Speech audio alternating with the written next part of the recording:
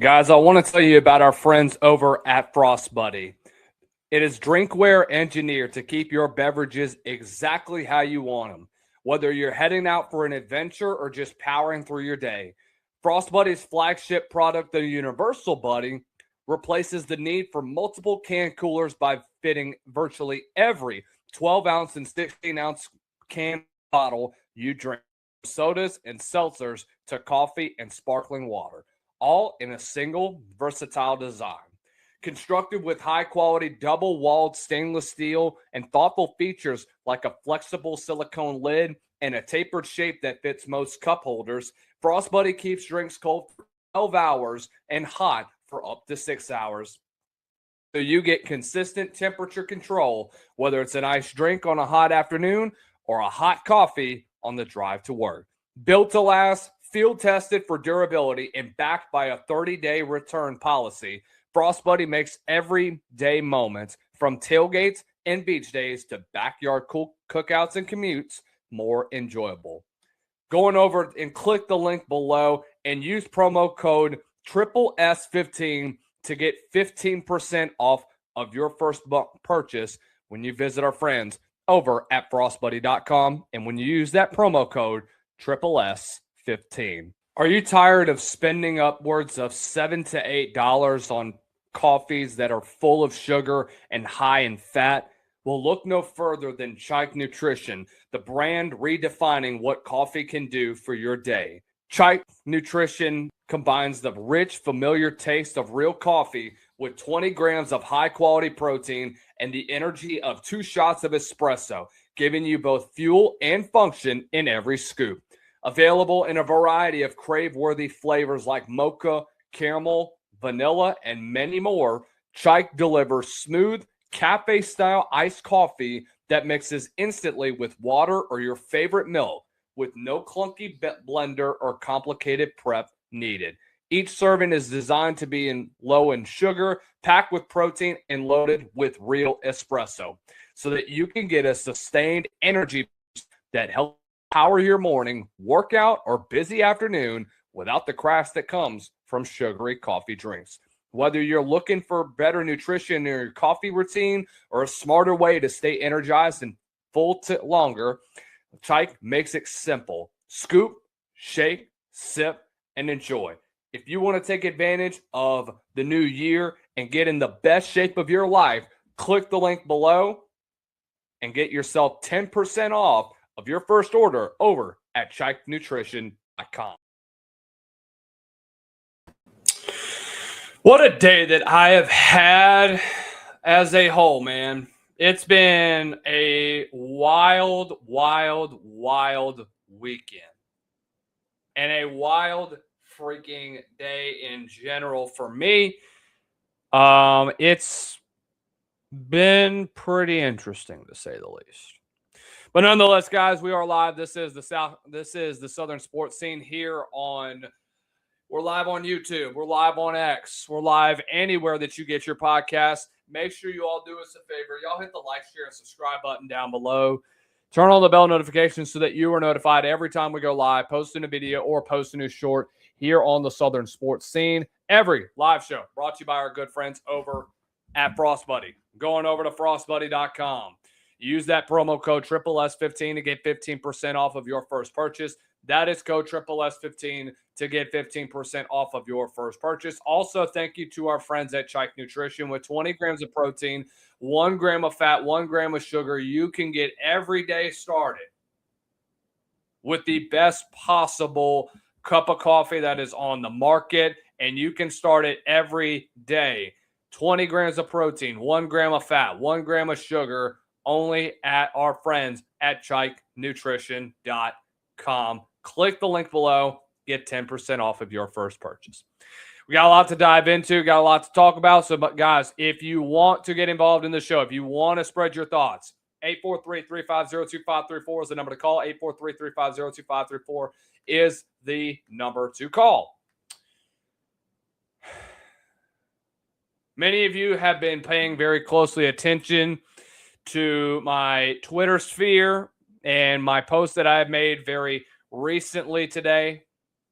And I have been very, very, very vocal about certain things, about certain programs. We will get into that later on today. I want to start off, though, with the biggest news right now. The AFCA, which is the American Football Coaches Association, is hold on.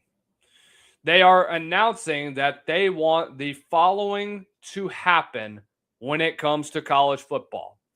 They want expanded playoff with maximum participation, the elimination of conference title games. They want to end the college football playoff by mid-January. Only one thing I agree with.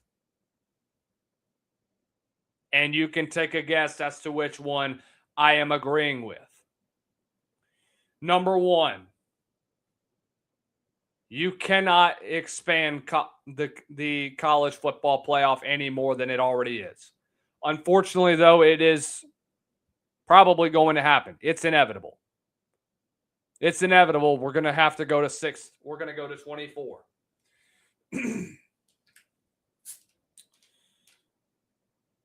What playoff it is going to do is going to basically award mediocrity, in my opinion. They want expanded playoff with maximum participation. What the hell do you mean by maximum participation? What do you mean? It doesn't make sense to me that you have things like this.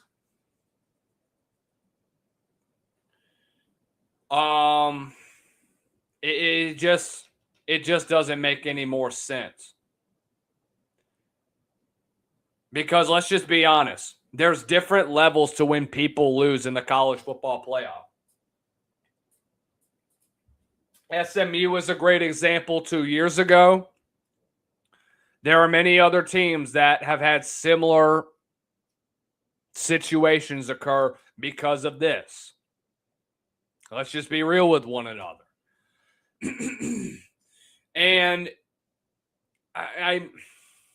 I'm trying to find somewhere and try to find the middle ground and really hone in on getting on board with expansion. I just can't. It doesn't make sense to me. It shouldn't make sense to you if you are a reasonable human being and you love college football. You should not be having this.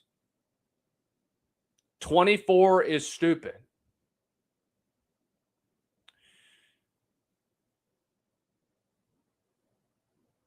Is it what's best for the sport? No. But unfortunately, this is something that coaches want so that they can make it easier to make the playoffs. This is a coaching decision, and in my opinion, it doesn't make sense to me. Just doesn't. Just doesn't. So we're going to have to deal with this for I don't know how long. I'm not sure of when we're going to have something like this. Next year's national championship is going to end on January 25th of 2027. A whole week. A whole week after the season ends. Does that make any sense to you? It shouldn't, because it just simply doesn't. You can disagree. I don't really care. But I'm telling you, that's what we're coming down to at this point in time.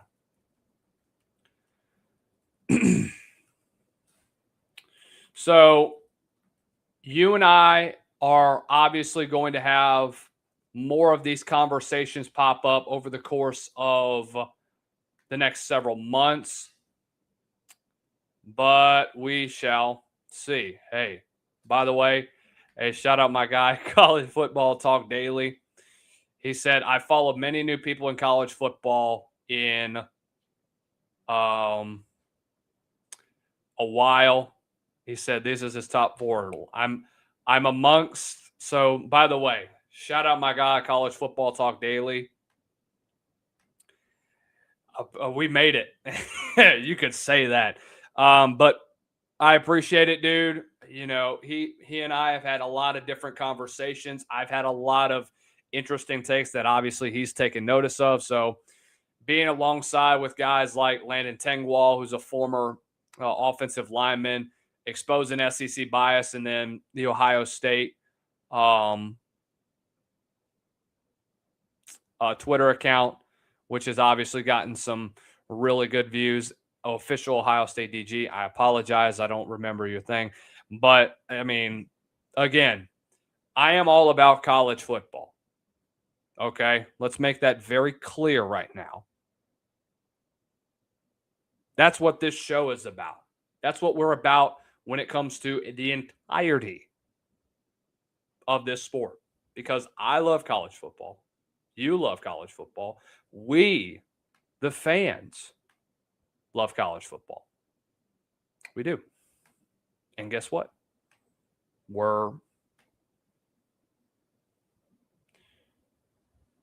I would like to say that we are one of the fastest rising companies and media entities in the sphere of college football. And I've been very vocal about that.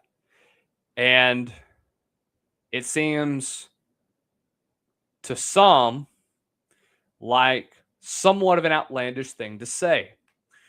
But I am very, very confident when I talk about this media entity that I am currently building at this point. And I mean me. When I mean me, I mean I'm the only one that's doing this. I have no outside help. Okay, I have guests, but that's the only thing I have is that. So guys, I genuinely appreciate all that you guys have been doing, all the support that we have gotten, and obviously we still have a lot to talk about. But back to the topic at hand. The AFCA, good Lord, also proposed reducing the minimum number of days between games to no fewer than 6. But I thought we already had that. Well, it depends on what conference we talk about. But I just don't see a scenario where this eventually comes into play. It just doesn't make sense. They've identified the length of the college football season as a critical issue that needs to be addressed. As we modernize our game to better serve student athletes, we have fallen short in structuring a season that concludes in a timely and sustainable way. Okay, so why are you expanding? You're wanting one problem and you're just creating more. You're contradicting yourself when we talk about expansion. So this year is going to be the third installment of the 12-team playoff. We're in a straight seed. This is fine. I don't have any issues with this. Some other things that they saw was automatic bids for each of the P4, the ACC, Big 10, Big 12, and SEC, and Notre Dame if the Irish are in the top 12 of the final rankings. So basically, they've implemented the first time they put this in with the ACC, Big 12, Big 10, and SEC. But now you want to put Notre Dame in, and now you put Notre Dame in there. Guys, if we put together 24, this is ridiculous. It's an absolutely stupid decision. And there's a lot of up in the higher ups, a la the White House and the president involved with the College Football Sports Committee or the Save College Football or whatnot. They're in favor of this, which doesn't make sense. Why is this becoming an issue where the White House is getting involved? Keep it at 12 for now. Please don't expand. It just doesn't make sense. It doesn't. You're accepting mediocrity, number one. Number two, do you really want a participation award? because that's what these coaches are essentially telling us. That's what it is. So I don't know what I'm going to have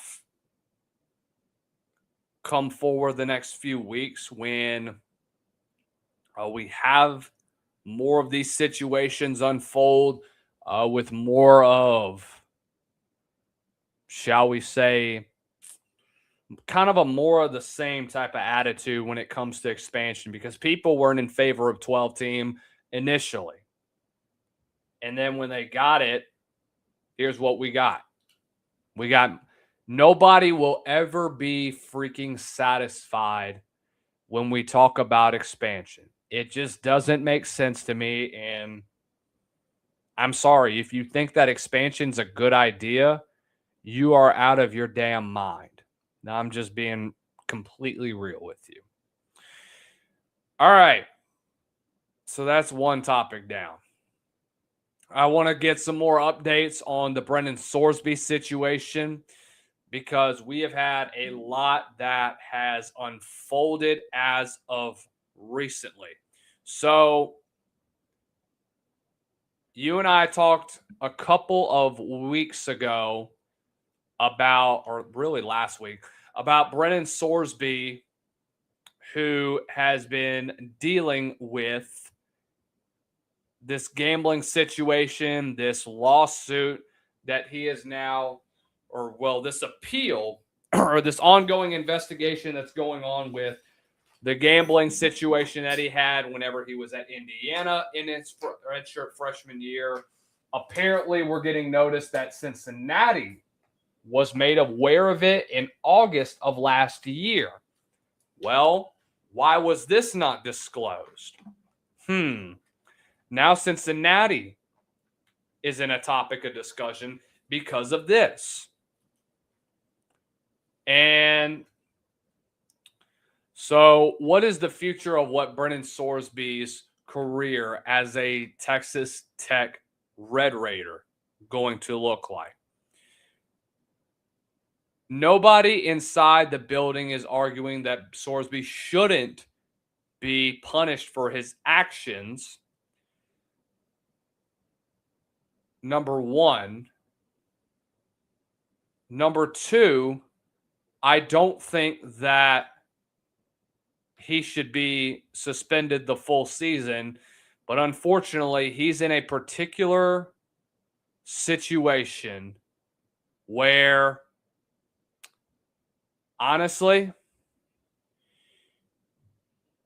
you are essentially just wanting to suspend. I want to suspend him for 3 games if I'm the NCAA, but they're wanting to create this into a power grab situation. So I understand you can't do it. Underage gambling, big thing. We know what happened with Hunter Deckers several years ago. It would obviously be a pretty similar situation. Let's just be real with each other.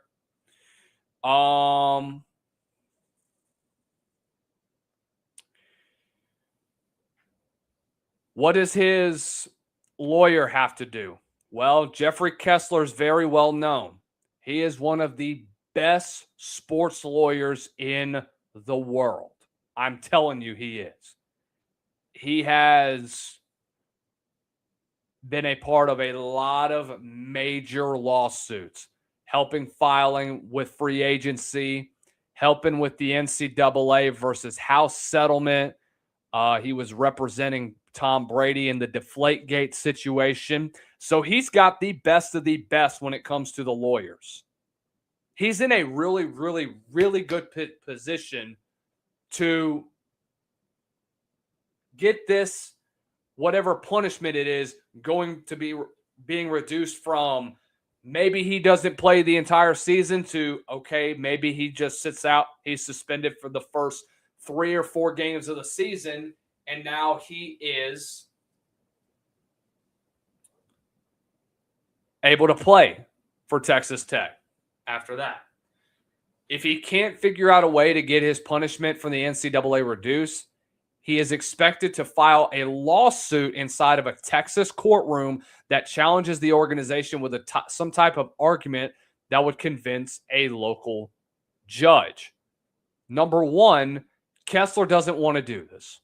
But the only way that Brennan Sorsby is going to be able to play college football next year, even with a friendly local judge coming up with a defense that actually works, is going to be a tough task. This is from Bear Falacia in his conversation with our good buddy, Dan Dockich, who we actually had a little conversation with whenever I was with SEC Unfiltered, but that never got released. So, just saying. I had a lot of conversations with SEC Unfiltered that went unreleased. Pretty prominent names, too. So, just saying. And this is nothing against SEC Unfiltered. I'm just stating facts here. Texas Tech wants to make it work because you're talking about a guy that's being paid over $6 million to play quarterback for the Red Raiders. Is it going to work? I don't know.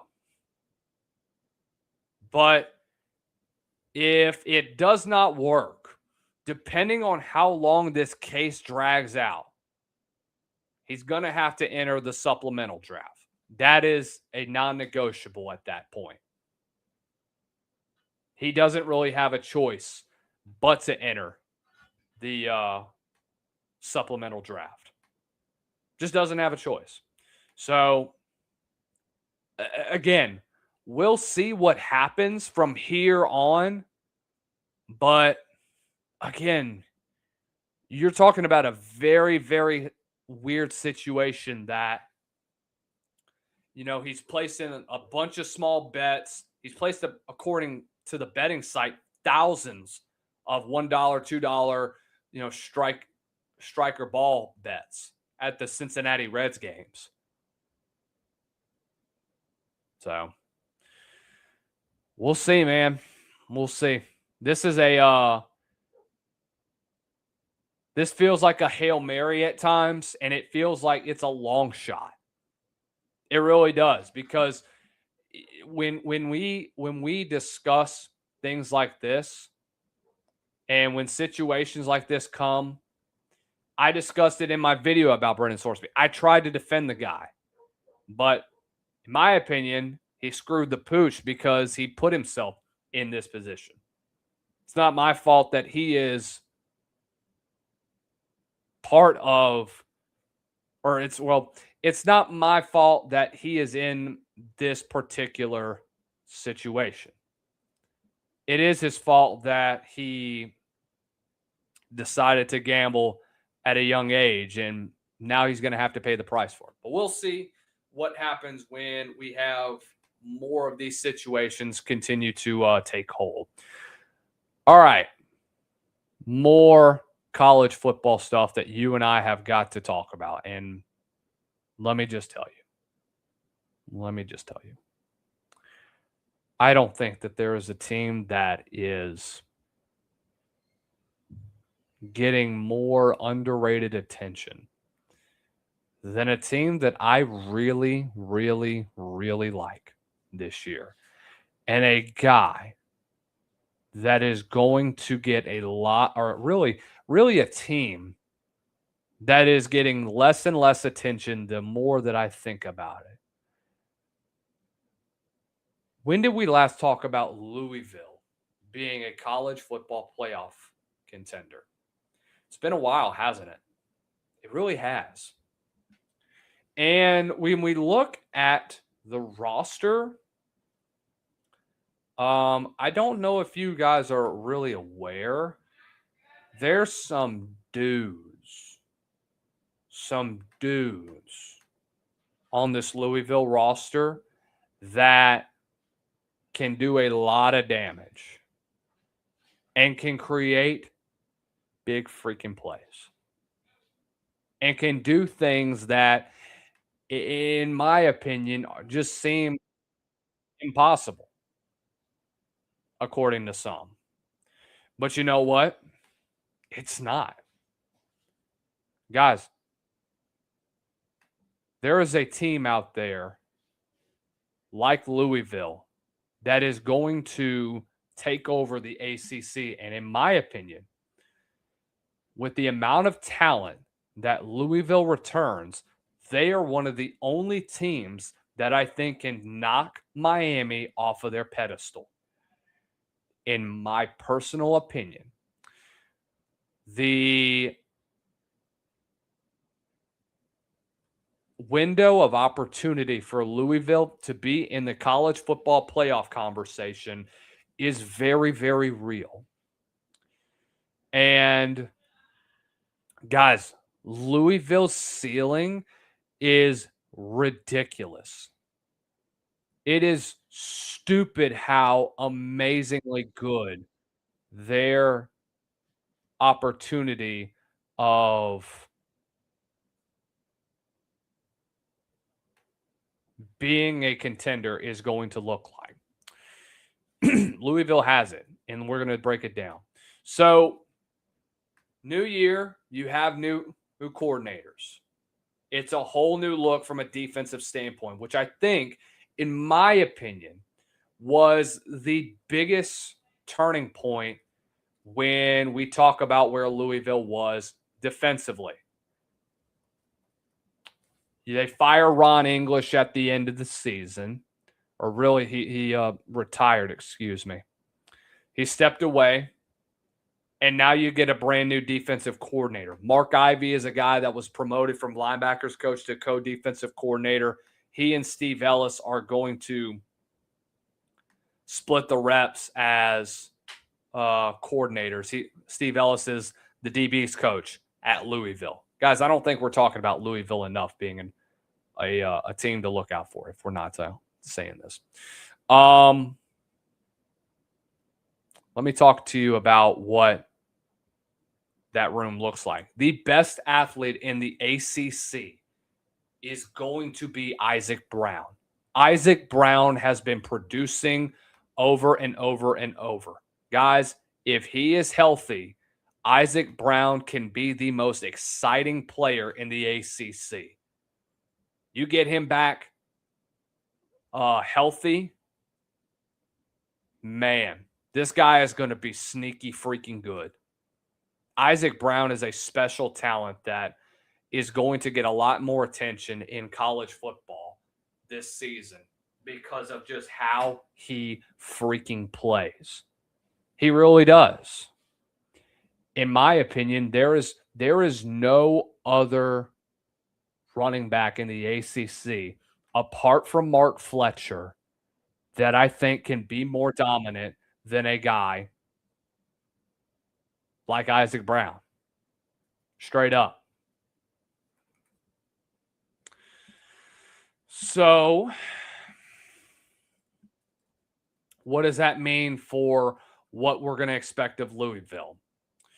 From a defensive perspective, they still should be fine. I think the biggest thing is where you are from the standpoint as where you look like in your secondary. That was a big weakness for Louisville this past year. And I'm not saying that Louisville was bad at times during the season. I do think that there were times where you could have won a game or two. First of all, if Isaac Brown was healthy, there would have been there's a bigger chance that he goes and pops off it even more than he already did. Because there were some games where Louisville really shouldn't have lost in games. That Virginia game is a great example. The Cal game is a great example. Losing by 1 to Clemson, great example of that. You had moments where really you should have won in those games, and you just didn't. You're top 5 defensively this past year, but, I mean, when it comes to your rushing offense, top 5 overall in that department, one of the best in pass defenses, but you gave up a lot of big plays at times throughout the season.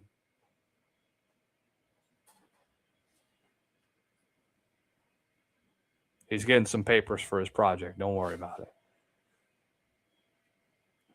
What was that word that you were wanting me to tell you? What was that word again? What is it called? Methylate? Methylate, that's what I said. Methylate or methylate? Methylate, No, it's that's what I said. no, you said methylate. Shut up, methylate. Methylate. All right, methyl. Louisville had one of the better pass defenses in all of college football. One of their biggest weaknesses, though, I mean, you could say obviously pass defense did give up some big plays at times throughout the season, but I think you got to look at down the stretch in games. You gave up a lot. Games that eventually cost you. Cal, Virginia, and then you get embarrassed on the road against SMU. So I'm not sure of where he could end up or where Louisville does end up at the end of the year. But here is the good part about Louisville's schedule. It's favorable for you. And for the most part, you get a hard game out of the way first. Really, your three toughest games out of the way first. And from then on, I think this is the conference where you could potentially make a run for it. You don't play Miami. You start off with Villanova and SMU, two of the first three games. You get SMU at home. What does Kevin Jennings look like? What does a brand new quarterback in – what does a healthy Isaac Brown? What does Lincoln Kienholz look like at times throughout the year? Because I'm expecting a lot out of Lincoln Kienholz. We've seen great quarterbacks come through the Jeff Brom era at Louisville, and they've turned into remarkable quarterbacks. Guys that were journeymans, backups at previous schools, they always tend to get these transfers in that are on their last year or two of eligibility. Look at Tyler Shuck. Look at Miller Moss. Guys that came in during their last year or two of eligibility, and they pop off there the next year, and now they're in the NFL.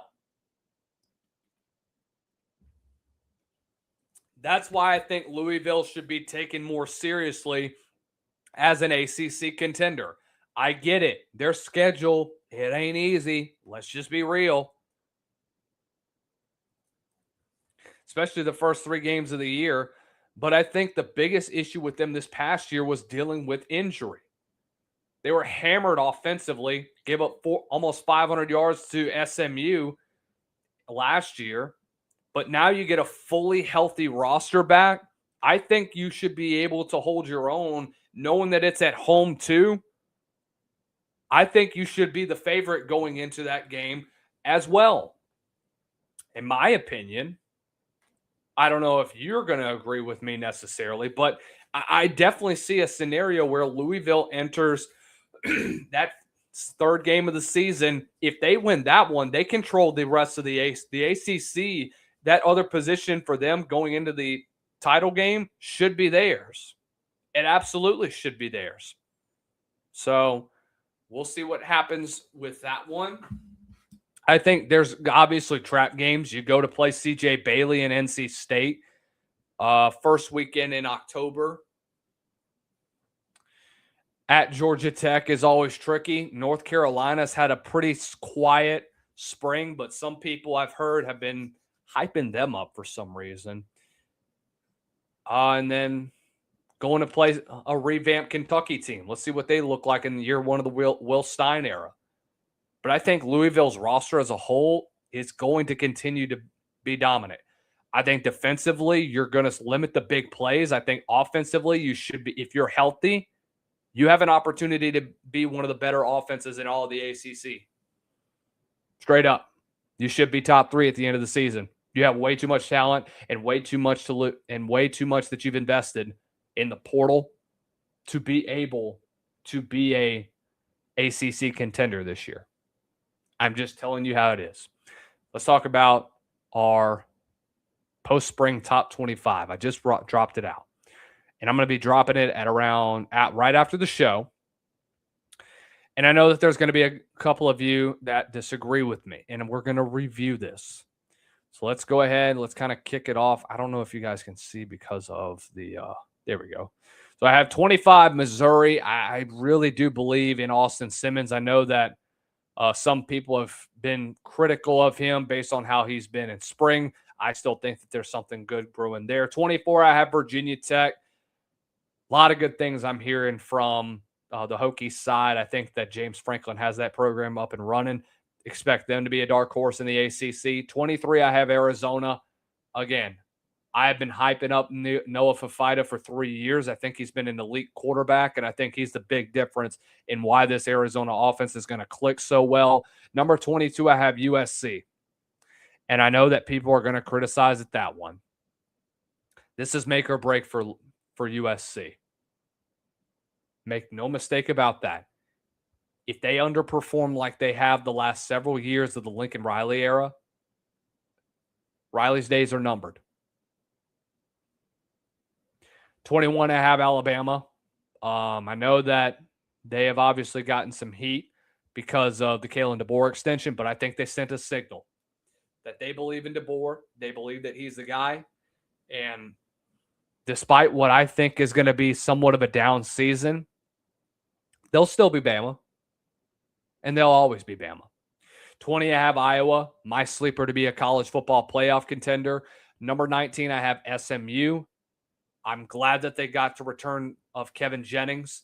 He's one of the more impressive quarterbacks in the SEC or in the ACC. Didn't run the football as much as he did this past year. Did struggle with offensive line issues. SMU is going to get better this year, guys. I really believe that. I think the second half of last year proved that they are still a good team in the ACC. They have got to start off better than they did from a defensive perspective during the first week of the season. Can Rhett Lashlee unlock that next level of where they are defensively? I'll be honest with you guys. I think it was lazy that you made the decision to go get that you promoted Maurice Crum to defensive coordinator. I think there were times where you did look good from a defensive perspective, but there were some times as well where you just got ran TF over. Straight up. But again, we will see what happens with SMU from a defensive perspective. I just don't see a scenario where Maurice Crum is going to last much longer as DC. I think Lashlee obviously should know that, and I think they'll continue to make adjustments if they underperform again this past year. I get that they were a top 3 defense in the ACC this past year, but guys, there were some critical games in between the two that defense really let them down, especially the first part of the season. But I think this year is going to be very, very, very favorable for SMU too. We'll see what they do against Notre Dame. We'll see what happens with Louisville. Cal could be a trap game. Virginia Tech could as well. But we're just not quite sure yet with SMU. 18, I have Louisville. You already heard me talk about them. Washington, I have at 17. I like what Damon Williams has bringing back. No, he lost a couple receivers, but I still believe in Washington's continued growth. 16, I have BYU. My way too early pick to win the Big 12. 15, I have Houston. Dude, the Big 12 is going to be very deep this year. It's going to be better than what people are projecting at this point in time. 14, I have Utah. I think this is a big year for Morgan Scalley going into his first full year. He's been the head coach in waiting for God knows how long. You bring back Devin Dampier, who's one of the Big 12's best quarterbacks, a guy that's kind of gone under the radar too. He's got a lot of weapons to throw the football to. I think defensively, expectations are going to remain the same at Utah. 13, I have Michigan. I do expect a much improved Bryce Underwood. I absolutely believe that Bryce Underwood is vastly improved this year. I think now that he gets a quarterback coach, you're going to see this team perform at a high rate.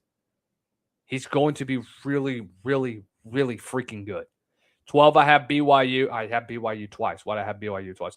12 was supposed, okay, in my defense, 16 was supposed to be Texas Tech. 12 was supposed to be BYU. I put Texas Tech at 16 because I don't know what the Brennan Sorsby situation is going to look like. I like Will Hammond too, but you're going to be on your third string quarterback by the time we start the 2026 season because Will Hammond's hurt. And he's not expected to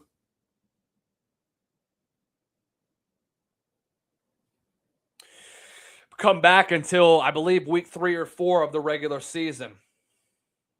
I have Oklahoma at 11. I believe in a healthy John Mateer. I think if he comes back better, then I think that Oklahoma is going to be significantly improved from an offensive standpoint. Defense should not have any worries at all. David Stone is one of the best interior defensive linemen in the country. I love what he brings as a whole as a defensive tackle. Dude is going to be extremely impressive. Dude is going to have is a generational talent that I don't think people really understand. This kid is ridiculously good. Ridiculously good. 10, I have LSU. I think LSU's scenario with I think the biggest question is what happens to a guy like Sam Leavitt? What do you do with him? Is he going to be healthy by the time we get to the start of the season? Obviously, people have been discussing that for the longest time. I do believe that he will be fine. I think that this is a good scenario that Oklahoma is in at this point, or that LSU is in. You bring in Lane Kiffin, you bring in Charlie Wise Jr. I think they build him up to be better than what people expect him to be. And I think that LSU is going to have success this year. They're going to be significantly improved. Will they stay a top 10 team? That is the biggest question that we have to ask ourselves. Is it going to continue to be business as usual for Lane Kiffin wherever he goes, being a top 10 team? Are they college football playoff bound this year? I don't think they will. My personal opinion, I think LSU still is going to struggle at times throughout the season. I think there's obviously some question marks when it comes to where you are on the defensive side of the ball. Can you go take care of business September 19th against Trinidad Chambliss, who ate you up last year, and Ole Miss? What does Texas A&M look like? They went into Baton Rouge last year and humiliated you. What do you do against a mobile quarterback? That has been Blake Baker's Achilles heel throughout his entire career. Guess what? He's got 1, 2, 3, 4 really good dual threat quarterbacks that he's going to play this year. Arch Manning, when Texas comes to town, you will play Kamario Taylor when Mississippi State comes to town, Marcel Reed of Texas A&M, and then obviously Trinidad Chambliss. What is LSU's rushing defense going to look like? I have no idea. Straight up with you. That's why I think Ole Miss is in a much better position. I think Pete Golding is an excellent hire for you. I think you also get an absolute gem of a play caller in John David Baker, who was with Ole Miss just 2 years ago as a co-offensive coordinator.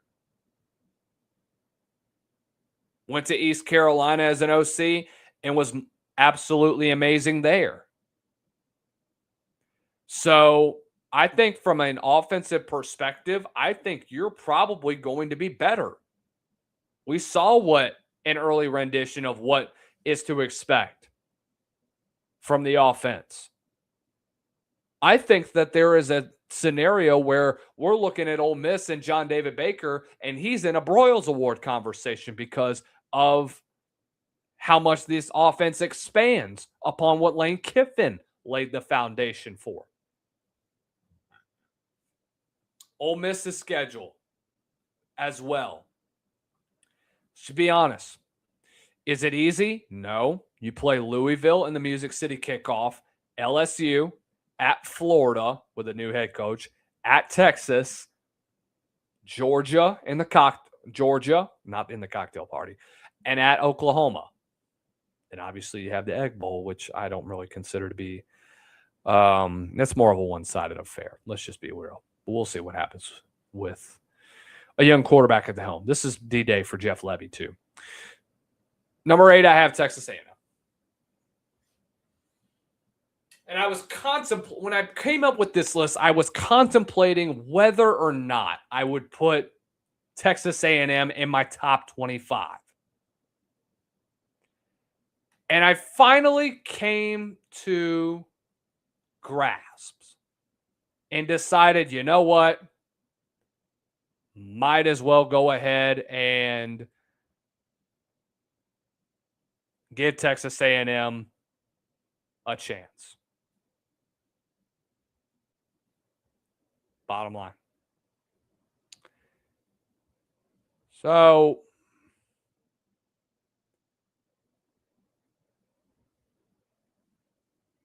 we'll see. What does it look like from a defensive standpoint? You lost a lot.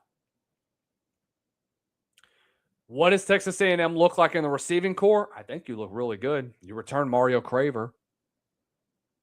He's one of the best returning receivers in the SEC. Really good on the deep ball. Really, really good. I think Texas A&M is still getting ready to take that next step forward. But can they finish? The stench of Jimbo Fisher is pretty much gone. But still, you're not quite there yet. You made steps forward to being an elite program. Now, this is not me calling Texas A&M not an elite program. I think they are now. But I think there's still more steps that need to be taken for us to really say that A&M is a team that we need to be on the lookout for as an SEC championship contender. They got to win a big game. They got to win one. And down the stretch, they didn't. They didn't. You can say the LSU game was a big win for them. I mean, sure, initially when you look at it and say, okay, you beat a team by over 20 at Tiger Stadium, that's impressive. You beat a team on the road against Missouri, that's impressive too. But then you look at games like Utah State at UTSA, where for the most part, some of them were typically closer than expected. I would say Mississippi State was close too. I think defensively you struggled against Notre Dame as well. So Elko has got to address that part of the field too. I think your secondary was really weak at times throughout the year. Really let you down. South Carolina was another great example. You had to come back from down 30-3. But like I said, you got to win a big game. I think you got one last year when you beat Notre Dame, but I think we got to see more. I think fans were expecting more than just them being a first-round player. It was exciting, make no mistake about that, but there's got to be more. And I think Texas A&M this year, this is a season where I think we'll know for sure if they're taking that step forward to being an elite team in the SEC. Number 7, I have Miami. The addition of Darian Mensah really elevates that offense. I think when you add in a guy like Darian Mensah to your offense, one of the ACC's most efficient quarterbacks, and you pair him up with the best play caller in the ACC and Shannon Dawson, what does that create for you? Creates lightning in a bottle. 6, I have Oregon. I think Dante Moore is going to show improvements this year. I'm not ready to call him quarterback 1 in this draft class. Make no mistake about that. Okay, I just don't see a scenario where that's the case. I just don't. And unfortunately, you don't want to hear it. That's the truth. And by the way, my Pro Spring Top 25 is officially out. If you guys want to check it out for me, that would be greatly appreciated. Oregon is going to make some steps forward. I think they got some guys in the portal to replace from a defensive standpoint. I think that was an area that you obviously had to address. You got dog walked by some teams that you really shouldn't have gotten dog walked by, where you really struggled from a defensive standpoint. James Madison is a great example where you gave up some big plays, and then obviously Indiana twice. Indiana was able to get up on you, and they pretty much embarrassed you. Number 5, I have Georgia. I think Georgia's resume is still really good. I think Gunnar Stockton is one of the more exciting quarterbacks in the SEC. I think we're ready to see him take that next step forward as a quarterback. Got to see him in person at the Sugar Bowl. Thought he was a tremendous leader. And I think that what Georgia has coming back, defense, nothing new for them. Offensive line is going to be an issue. I know you've got to replace a guy like Monroe Freeland, got to replace some other key figures on that line, but Georgia is still going to be Georgia at the end of the day. I don't think Kirby Smart has gotten to the point where the age of Georgia being a contender is no longer, because guess what? Georgia is always going to dominate when it comes to the portal. They're going to dominate when it comes to high school recruiting, and they're going to dominate when it comes to development too. We've seen that. Number 4, I have Notre Dame. I think they have one of the more complete rosters in college football, crazy as that sounds.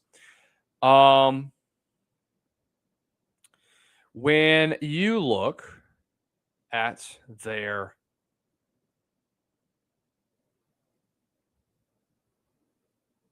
resume, Notre Dame looks really – I have Notre Dame twice on here. God, dog. All right. My apologies. It's okay. Shit. It happens. So you know what I'm going to do? I'm going to delete my post-spring top 25, and I'm going to revamp this up a little bit. I have Notre Dame at number 4. I'm just being honest with you there. 3, I have Indiana. I don't know why I have Notre Dame twice. I really got to look over these every now and then, but anyway, it's whatever. Ohio State, I have number 1. I think they're Julian Sands the best quarterback in college football. I think that they're going to see the same things happen over and over and over again as we continue to develop at a high rate. But that's going to do it for us today, guys. Make sure you all do us a favor. Hit the like, share, and subscribe down below. Turn on the bell notifications so that you are notified every time we go live, posting a video or posting a short here on the Southern Sports Scene. And as always, ladies and gentlemen, stay blessed. Don't stress. Y'all have a good